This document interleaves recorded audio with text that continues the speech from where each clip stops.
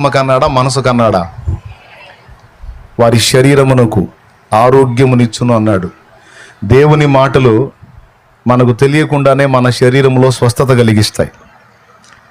మీరు మనసు పెట్టి దేవుని మాటల్ని విశ్వసించి గైకొన్న ఎడల, మీరు మనసు పెట్టి దేవుని మాటల్ని విశ్వసించి గైకొన్న ఎడల మీకు తెలియకుండానే మీ శరీరంలో మార్పులు వస్తాయి, మీ రిపోర్ట్స్ మారిపోతాయి.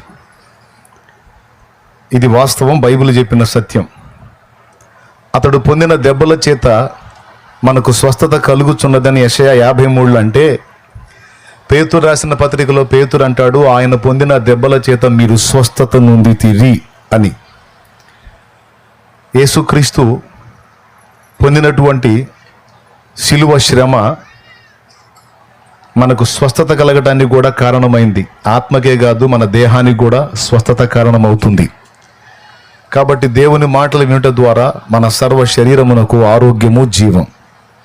ఇది మొదటి సంగతి, లేఖన సాక్ష్యం. రెండవది, ప్రాణానికి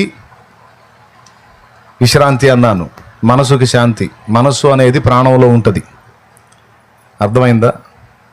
మనస్సు అనేది ప్రాణంలో ఉంటుంది. ఆ ప్రాణంలో ఉన్న మనసుకి శాంతి కలిగేది దేవుని మాటల వల్లేనంట. అది కూడా బైబిల్లో ఉంది.